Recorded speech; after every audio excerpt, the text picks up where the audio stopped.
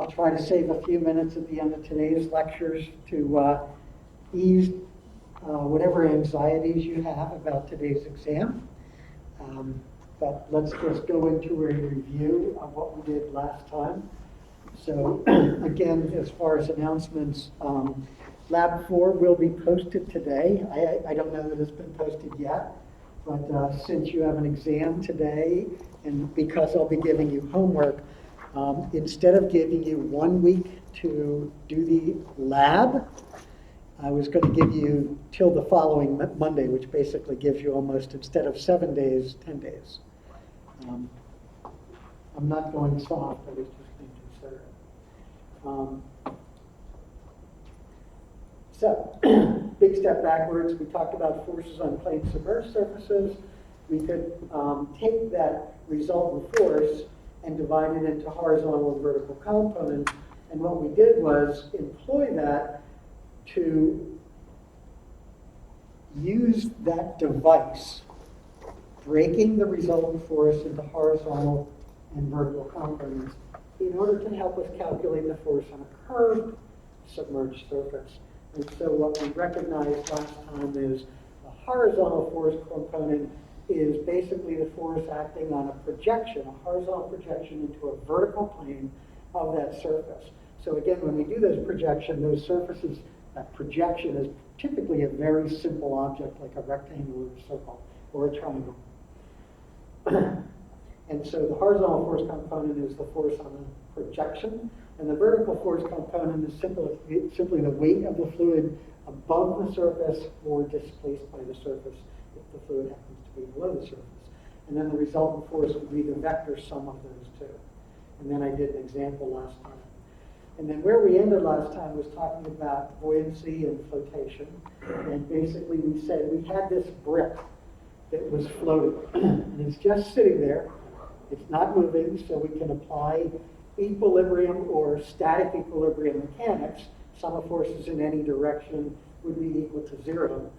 And what we recognized here is that with this differential sized brick and a depth of submergence h, we would necessarily have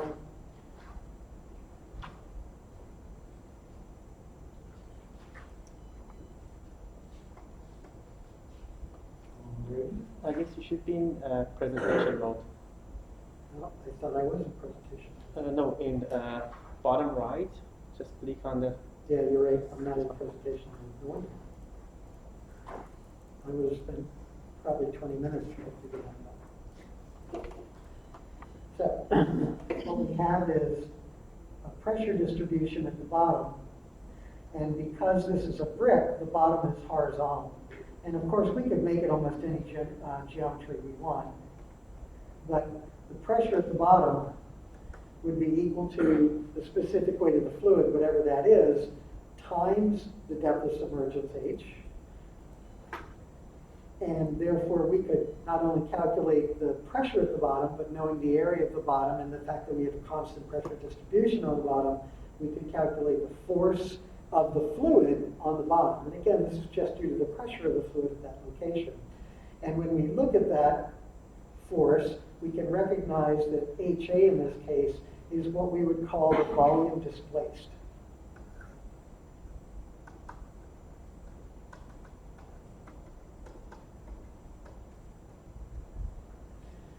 And so this is Archimedes' principle. For a floating object, the weight of that object is equal to the weight of the fluid displaced by the object. And again, something you probably learned in high school. So in the vertical direction, again, since this is floating and it's in equilibrium, we can say that sum of the forces in any direction is 0. In this case, we're going to look at the vertical direction. And again, we typically have z positive upwards. So in this case, the pressure distribution on the bottom that we integrate into a force is called the buoyant force. And in the case of these objects, that buoyant force is, again, the specific weight of the fluid times the fluid volume displaced by the object. And again, that is no different than the vertical force we were talking about just last lecture for forces on curved surfaces. In this case, you have the surface above the fluid, and you're displacing fluid. And the vertical force is no different than what we were talking about last time. It's the weight of the fluid displaced by the surface. So it acts, the buoyant force acts on any submerged or partially submerged object. This buoyant force is basically representing the pressure difference from the top to the bottom. And for a floating object, the pressure distribution on top is atmospheric, or since we're working problems in gauge pressure, that would be zero pressure. And so zero force on the top due to that pressure distribution. And then again, as we go deeper into a fluid, we will always have higher pressure on the bottom of an object than on the top. So as this object becomes fully submerged, there will always be this pressure difference, and so there's always a buoyant force. And that buoyant force is going to be the specific weight of the fluid times when it's fully submerged, the entire volume of the object. And because the pressure distribution on the bottom is pointing upwards, and it's greater than the pressure distribution on the top pointing downwards, and the net difference is that the pressure on the bottom is larger, the buoyant force is always directed upwards. Whether it's a floating object or a completely submerged object. Okay. And the very last line we're going to talk about, obviously heavier objects are lighter in water. So here's a simple example, and I can't remember if, I don't think we got to this last time, but we've got this cube, and this cube is going to be 10 centimeters on a side. And it's got a specific gravity, so S is equal to 0.6. That's the specific gravity.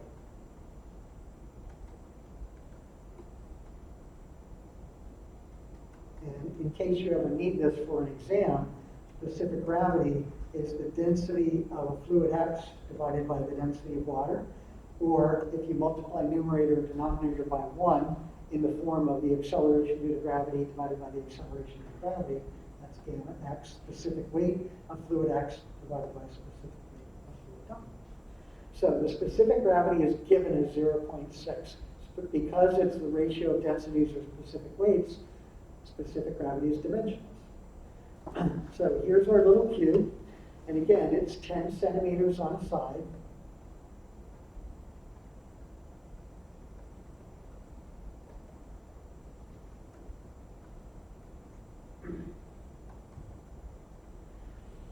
And for this cube, first, you see that the specific gravity is less than 1. It's lighter than water. You would expect it to float. If the specific gravity were greater than 1, it might sink. So you know that steel has a specific gravity greater than 1. Yet, ships float. Why? Because they displace more volume of water than they weigh. So again, if a ship was collapsed into one ball or cube, it would definitely sink. But because we form it into a shape that displaces much more water volume and therefore weight than the weight of the ship floats. So we are basically asking, what is the draft of this system? And we know that, again, this cube has a weight. And the weight would be the specific weight of the plastic in this case times the volume of the cube. It's a uniform specific weight or uniform density material. And that's going to be offset by the buoyant force, which represents the pressure distribution on the bottom. The buoyant force is equal to the specific weight of the fluid, in this case water, times the volume displaced. The volume displaced is not the entire volume of the cube, it's just the volume of the cube below the water line. So again, if you hadn't figured it out, you know, this is the water line.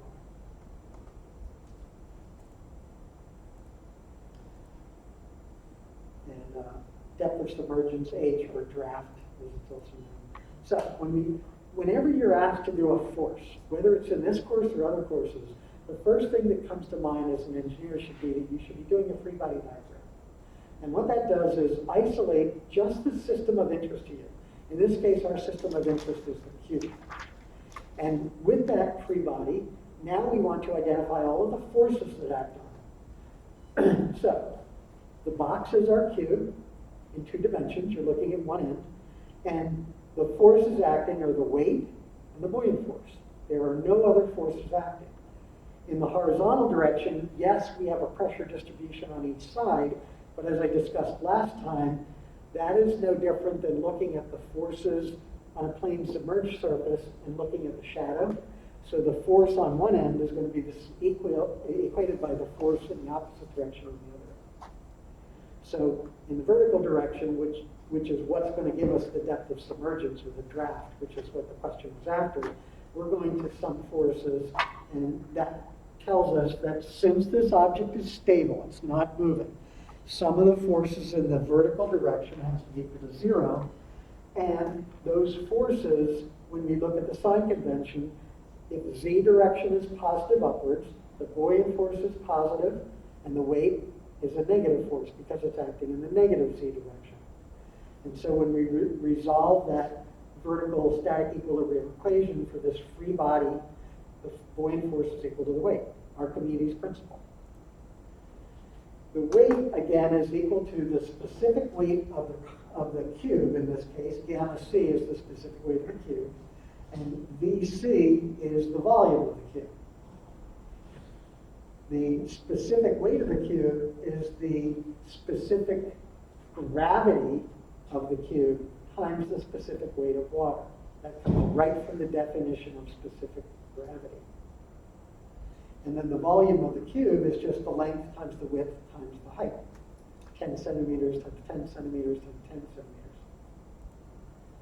The buoyant force is equal to the specific weight of the fluid, which we're just calling gamma. The fluid is water in this problem.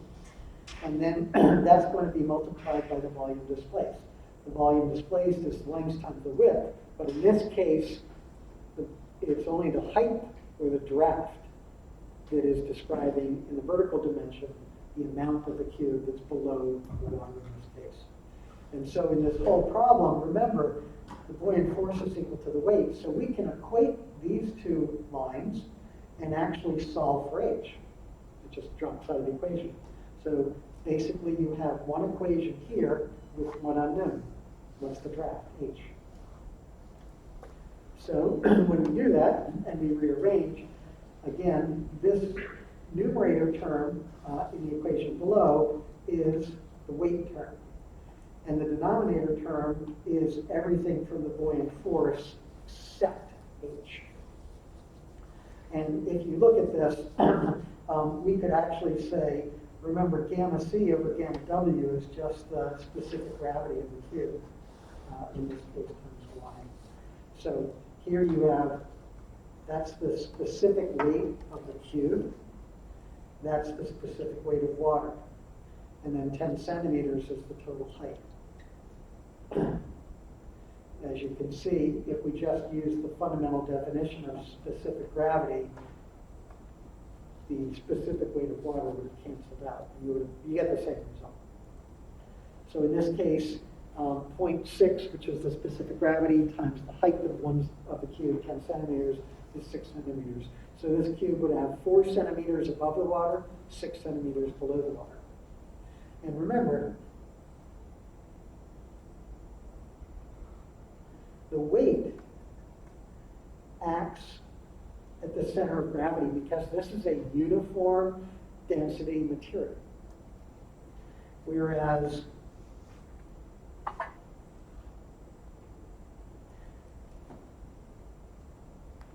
the volume displaced on the left here is the water, and the buoyant force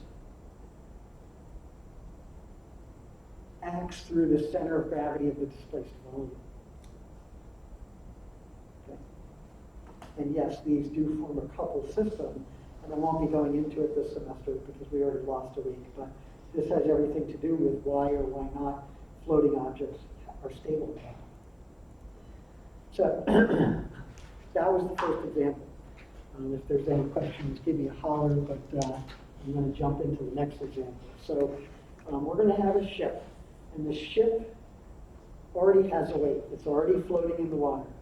And what we want to do is add 400 tons to it. And we're asking, what's the increased draft? How much is that ship going to sink in the water if we add 400 tons to it? So the ship is 500 feet in length, and assume it looks like a brick, so it doesn't have a nice hydrodynamically pointed bow and stern. So the ship is 500 feet in length, and it's 70 feet in width. So the 500 feet is into and out of this slide. And as it's floating now, what you see is there's an area below the water line before you load the 400 tons of 1,800 square feet. I'm giving you that information. And then what we're after is, if we add 400 tons, what's going to be the increased draft? How much more is that ship going to sink down into the water? Okay, so we're after H. So the original volume displaced is the 500 feet of length times the 1,800 feet below the water line.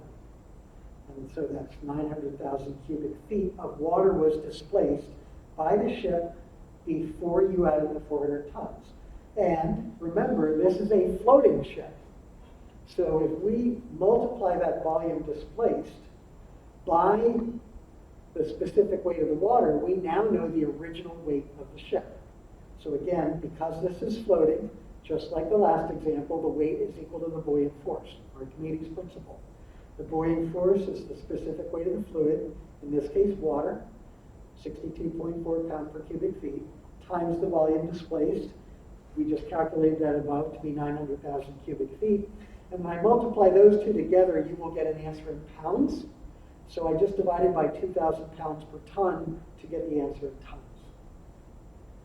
So when you do that, what we find is that the original buoyant force and the original weight of the ship is 28,080 tons. And what we're doing is adding 400 tons to it. We could probably add a lot more, but that's what we're adding to it. Okay?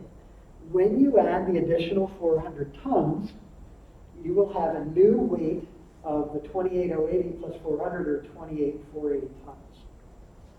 That's going to be the weight after you add the 400 tons, and now we're asking how much further does the ship sink into the water. So again, for the next problem, the force equilibrium in the vertical direction, Archimedes' principle, still operates, unless H is greater than the side of the ship. So if you put on so much weight that you push the side of the ship below the water line, you've sunken that ship, right? So obviously, I didn't give you a limit, but for example, let's say we had 5 feet above the water line, and we're going to calculate H, and what we're going to hope is that at 400 tons, we don't sink the ship more than 5 feet. So what's the new displacement? The new displacement is, again, going to be the original displacement. This is what the ship was displacing before you added the 400 tons. Plus the new displacement. Remember, the ship is 70 feet wide by 500 feet long. We're viewing it as a brick. And the new displacement would be the length times the width times the new draft, H. That's what we're trying to solve here. So that's the new displacement. We have a ship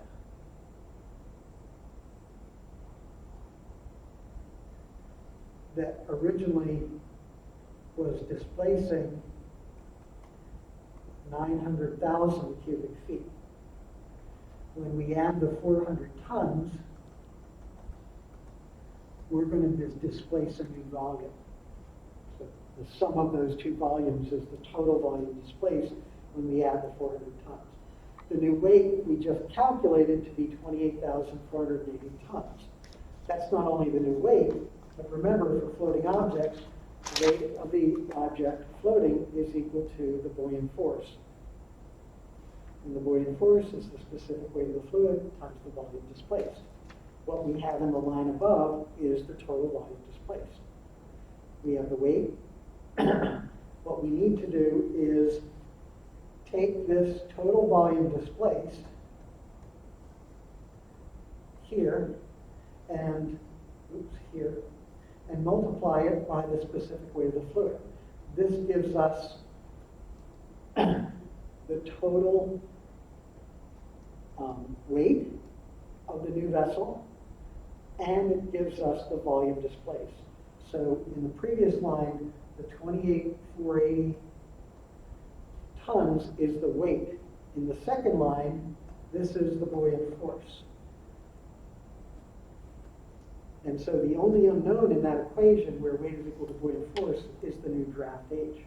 So we solve that equation for H, and what you see is you've increased the draft by 0.37 feet. And as I said before, if we had 5 feet to work with, we only increased it by 0.37. If the ship's just sitting there and the water is nice and calm, you're fine. But if you have 10-foot waves coming at you, you may not be so fine. So again, once we start to look at dynamic situations, things start to change. This is a very simple example. Okay, so that may be close to the last slide. So again, actually it's not close to the last slide. The buoyant force acts on any object, whether it's partially or totally submerged in fluid. When the fluid is a gas, for example in air, there's a buoyant force on this pen. But the pressure distribution over the entire surface is just about the same on the top and the bottom. Because remember, the pressure, because the density of the gas is so small, the pressure change from the top to the bottom is not very great. So there is a buoyant force of the gas on this, but for engineering applications, it's negligible. When we start to see the buoyant force more operative is when we're talking about liquids. So, I want to talk a little bit about buoyant weight, and then we'll get to tethering objects, which is more of the engineering application. So you know, when every morning you step onto the bathroom scale, you step on the scale and you see the weight. So for example, if you have a scale reading of 140 pounds, if that's your weight, basically your weight is being opposed by the earth, or the bathroom scale in this case. And you have a force equilibrium, and that's why the scale reads exactly your weight. If you drew a free body diagram of the scale, just the scale, you have the weight of you standing on it and the ground pushing in the other direction.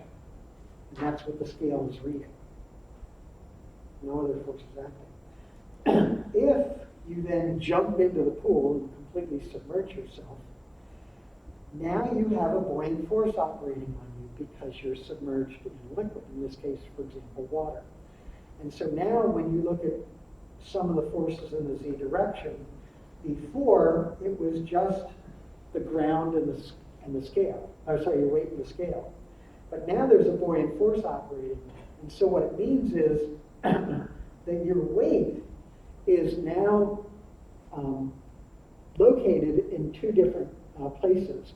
The scale will have one reading and the buoyant force is another, and the sum of those two reactions gives you the weight.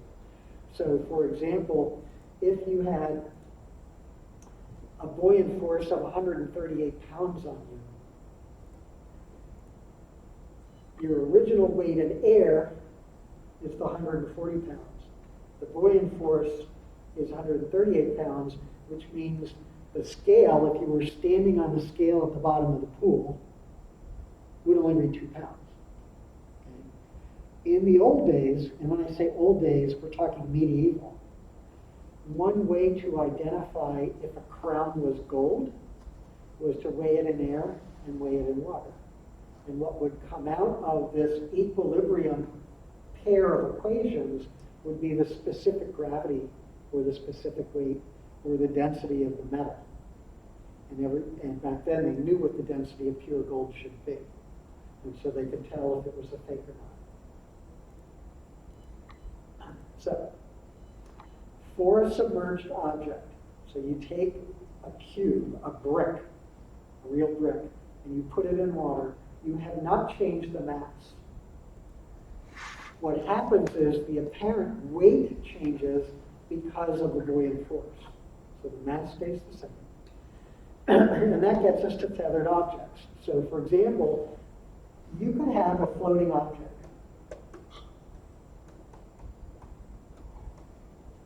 And in this case, the weight is equal to the buoyant force. However, you could tether this object. You could pull it under the water and completely submerge it. It wants to float. But in this case, the tether in this case is that line. So for example, you anchor this to the bottom of the ocean, or the bottom of a lake. And now, again, whenever you are talking forces, for this object, we have the weight counteracted by the buoyant force. And that's what comes out of some of the forces of Z equal to 0. Similarly, for the tethered object, now you have a new free body diagram. There's a new force acting, and that's the tethered force. And we could design what would be the restraining force necessary to keep this underwater, or we could size the cable or the fastener system that would need to create this system steady state. So in this case, when we look at it, the force equilibrium in the vertical direction for the free body diagram, it tells us that the buoyant force, which always acts in a positive Z upwards, minus the weight, negative Z direction, minus the tether force, negative Z direction. It's pulling down on this object to make it go under the fluid, had to be equal to 0. And so 3 ways to look at this. One is to solve that equation for the buoyant force. One is to solve that equation for the weight. And on the next slide, you'll see we can also solve it for the tether. Depends on what you're being asked. But they all start the same place, that free body diagram. So again, we could certainly maintain what would normally be a floating object submerged, but we're going to have a tether force to do that. So again, here's an example of a tethered system. And again, this object wants to float because the buoyant force on the submerged object exceeds the weight. If you didn't have the tether there holding it in place, the thing would pop up to the surface. So again, we do a force equilibrium on the free body diagram, in this case the sunken buoy, and we can either solve that for the buoyant force, this is what was on the previous slide, we can solve that for the weight, or we can solve that equation for the tether force. And again, it depends on what the problem is asking. In an engineering design, you probably might be after the tether force and then trying to figure out what size cable you need in order to hold this thing under the water. So, the opposite of a floating object that you are pulling under and keeping it submerged would be an object that normally would have sunk. So think of a rock. You throw that into a pond and it sinks right to the bottom. Why? Because the weight exceeds the buoyant force. So in this case, that's why the rock sinks to the bottom. And what you would have if you didn't do anything on this free body diagram, so here's a free body diagram of this rock. It has a weight. There is a buoyant force acting on it, but there's also a reaction force. And that would be the reaction force of this thing sitting. Basically, this would be the submerged weight, is what it is. This would be the weight of that thing sitting on the bottom. And in this case, the weight of this object would be equal to the sum of the reaction force and the buoyant force. Now what we would like to do is take that object and pull it off the bottom and just suspend it somewhere in the water column. It could even be partially suspended. And to do that, we obviously need something that's going to pull it up from the bottom and hold it there. And again, we'll call that a tether. It's something that's holding it. And now the free body diagram has, as before, the weight, as before the buoyant force. However, now that reaction force is gone. It's not sitting on the bottom. And what replaces it is the fact that you have this tether force acting upwards in the positive Z direction. So when we look at some of the forces in the z direction here, some of the forces in the z are zero because this thing is just being held suspended above the bottom. It's equal to the tether force, positive z, buoyant force, positive z, minus the weight, negative z. And again, you can solve for either one of those three. The tension force, the buoyant force, and the weight. It's not uncommon to use a buoy to maybe support something like that. And again, it's sunken because the weight normally would exceed the buoyant force. It would be sitting on the bottom. When we tethered it, we would have a free body diagram indicating the force balance. And again, this is a free body diagram of just this object. And so we can solve for the weight. And we would see that the weight now has compartments which is supporting it. One is the buoyant force, and the other is the tension of the cable. Now, I want to identify that I haven't talked about that. So I basically assume that the weight and the buoyant force on the buoy, that's this guy up top, is negligible. But if you actually looked at the free body diagram of this, what it does is affect the tension. Okay, so you can actually be supporting some of the tension instead of in the cable, but by the buoy itself. Okay, so I didn't look at that, I just want to bring that to your attention. You can start to make these problems more complicated. And you just have to understand, each component that you're analyzing. In that case, they're interconnected. So, I want to talk about an example using this knowledge. So, you're on a ship, construction ship, building a module below the ocean on the ocean floor. And it's being built out of concrete panels. So you lift the panel off the deck of the ship, and you swing the crane arm over the side of the ship, and the cable lowers this panel into the water and down to the bottom of the ocean where people can fabricate this building. Okay, so the panel, a concrete panel, and I give you the specific weight of concrete, 150 pounds per cubic foot, pretty common. The panel has dimensions 10 feet in height by 20 feet in length, and it's 2 foot thick. And this is what the system looks like. So again, you can see the ship, and you can see how it's being tethered in this case. And you've got this panel which is going to have weight, and there's going to be a buoyant force on the panel. So again, we could just isolate that 10 foot by 20 foot by 2 foot panel. That's our free body, and then start to identify all the forces acting on it. And the question in this case is, what's the tension in the cable? At this particular moment, what's the tension in the cable when it's just sitting like this? So there's our free body diagram of the panel. So again, this is 10 foot by 20 foot, and it's 2 feet into the paper. And the free body diagram, again, indicates the three forces, the tension force, the buoyant force, and the weight that we've been discussing for the last 20 minutes. The weight of any object is always equal to its specific weight, gamma. So this is the specific weight of the concrete. And then this is the volume of the concrete. 10 foot by 20 foot by 2 foot. Obviously, this assumes that the panel is all concrete. It's a uniform specific weight structure. You could certainly have something that's not a uniform specific weight structure. Somehow you're going to have to calculate its weight. So for example, it could have been a steel sphere, which is hollow. That's not a uniform specific weight material. So that's the weight. Buoyant force. Buoyant force is the specific weight of the fluid in this case, which is water. And if you ever see it, seawater doesn't have the same specific weight as water, right? Seawater is a little heavier.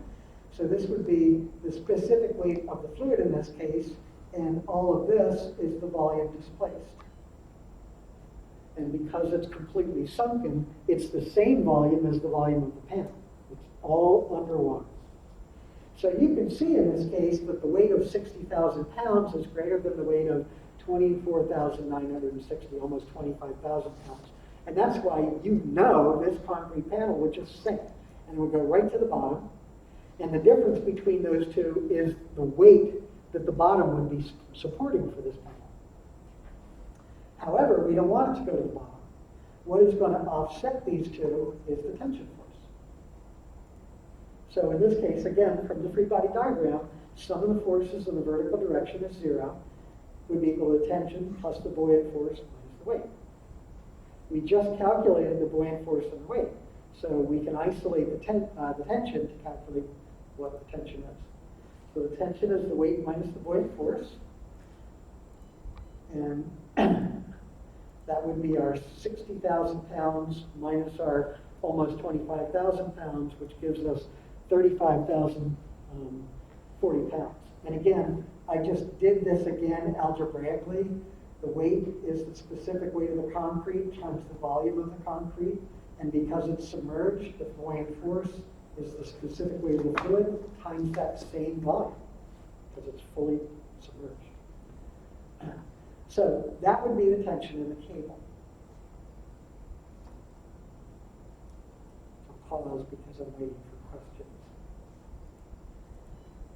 What happens, so before this thing was just sitting there, what happens when we're raising the panel? Are we going to see the same force, more or less? We're going to get to this near the end of the semester. But once this panel starts moving, everything up until now was static, was not moving. Once this panel starts moving, you now have a drag force on it. The frictional resistance between the physical surface of the concrete and the fluid. And that drag force opposes motion. So for example, if we're pulling it up through the water column, the drag force is in the opposite direction. You can still do a free body diagram as long as you have steady state. So if this is coming up at a constant velocity, that's a steady state system. And when we have a steady state system, some of the forces in the z direction, positive upwards, still is equal to 0. It's just that we have this drag force now acting on it. So if we do a free body diagram, here's the panel. And it had a weight. It had the tether force before, and it had the buoyant force. But now because you're pulling it up, it's got a drag force. And again, the drag force is the frictional resistance between the exterior skin of the concrete panel and the fluid. So in this case, when you perform sum of forces equals 0 and solve for T, if you were pulling this up, what the drag force does is to increase the tether force. If you were lowering it, you would expect the opposite. If you're lowering, then the drag force again opposes motion. And we're going to be talking, we're going to spend 2 or 3 weeks on drag in here. Drag force is in the opposite direction, and that means that it would be much less tether force when you're lower. What would be the largest tether force you would have? Well, the largest tether force would be when this isn't submerged, when it's sitting on the deck of the ship. When it's sitting on the deck of the ship, it's weighing 60,000 pounds. You're going to pick it up. The only thing operating when it's out of the water is the tension in the cable and the weight. Because it's not submerged in the water, when it's sitting on the deck of the ship, there's no buoyant force. And the drag in air, even if you're moving it, because air has very, very low viscosity, we could probably ignore that drag at these velocities. So when it's out of the water on the side of the ship, that's actually your biggest risk of failure, right? Unless you decided you had to drag this up at an incredibly high velocity. You could certainly create a drag force so large that it would make a tension in the cable larger than that 60,000 pounds of weight. Okay, and so, they have entire professions that deal with tethering and figuring out how you lift, buckle things together and drop things.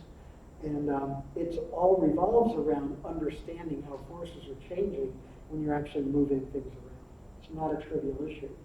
And right now we're just talking force equilibrium. How many times have you seen in the news a crane that has collapsed? Typically, that's a moment equilibrium. And what people neglect to think about at that time is the force equilibrium may be okay, but the moment equilibrium may not. And all you need to know, these same forces are acting, but you need to know about the point of rotation which they act when you're trying to do a moment equilibrium. That would be the difference. So I think I've finished that. I'm going to keep that, and I'm going to open up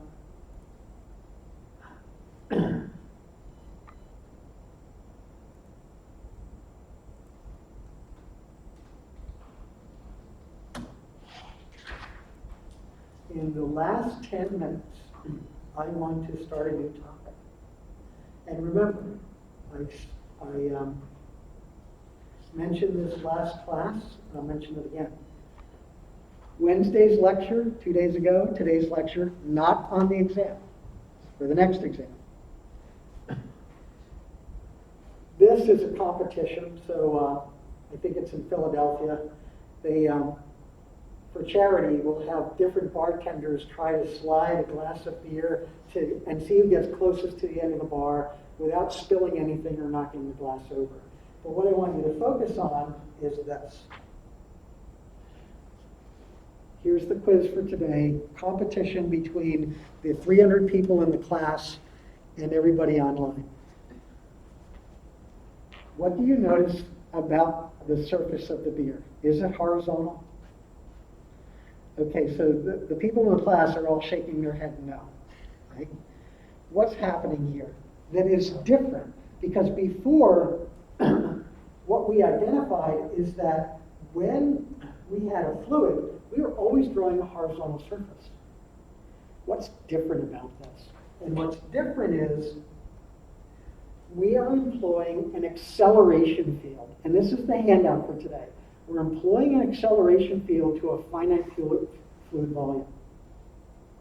And when we do that, the laws of fluid statics need to be modified. Why? Because before, under this scenario, the only acceleration was the gravitational field. And under this situation, you have not only gravity, but you have the AX, an acceleration in the horizontal direction of gravity. So you have this new acceleration field. And that is going to dictate pressures. So basically, what I want to discuss, and I know I won't get through this today, have your handout available on Monday. Basically, what we're trying to describe is the laws of fluid statics can be modified to apply to moving bodies of fluids, subjected to acceleration fields in this case. With the only caveat is that there's no relative movement between the fluids in the finite fluid body or between the fluids and the boundaries. In the case of the first slide, the glass. There's no relative fluid movement. And we'll talk about relative fluid movement a little bit later. So we're just turning that off for now. So we start at the exact same place, and this is all in your handout, that we did with fluid statics. We are going to start with a differential sized cube. And the cube is dx by dy by dz. But instead of looking at a three-dimensional derivation, we're going to look at a two-dimensional derivation, just like we did before, and say that whatever happens in the x happens in the y, since they're both horizontal coordinate axes. And because z is collinear with gravity, that is distinguished separate from x and y. So we have this acceleration field. So for example, consider this differential cube a little differential cube of what's in the beer glass. We're going to have that cube subjected to some acceleration field, and what happens, just like in fluid statics before, we're going to assume that pressure varies as we move through space. It can vary through the horizontal dimension, or it can vary through the vertical dimension. So what did we do before? What we did before was we looked at sum of forces in the horizontal and the vertical directions being 0. Why? Because we had a system that was static, that was not moving. In this case, what we recognize is that this differential cube is being accelerated. So instead of sum of forces equals 0, in this case, in every direction, we have to say that the sum of the forces is mass times acceleration, Newton per second. And we will perform that in both x and z directions. So I said I would leave some time for any questions you may have through the anxiety buildup. I'm going to stop there and continue with this next time. And are there any questions from in the class or online about anything?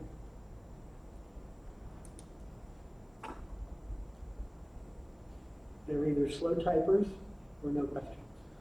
We have one person wrote conservation of momentum, but I don't know if that's a question. Sum of the forces equal to ma is conservation of momentum. Okay. Someone says what time it is. It's at 2 o'clock. Exam is at 2 o'clock, and I believe everybody was assigned to one of 3 rooms. And they want to know how many problems will be on the exam. The number of problems on the exam will be between 5 and 10. Very similar to homework problems. No theoretical derivations. And then will we get an equation sheet? You don't need an equation sheet. Every equation you need is in your book, and it's an open book exam. 1 crib sheet. Any tables you need are in your book. If you do not have the latest version of the book, they're in older versions of the book. If you have a different fluids book, I'm pretty sure that the information you need would be in that fluids textbook. And at the end of the day, if you have any question, if you don't understand a problem, the best answer, if you ask one of the TAs, the answer you're going to get is make an assumption about what you think the problem requires. So if you think it needs a specific weight and you can't find that, make an assumption about it and get on with your life.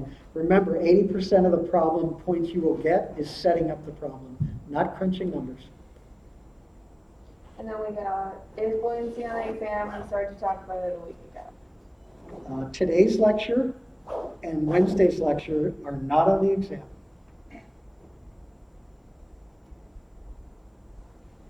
So that right now.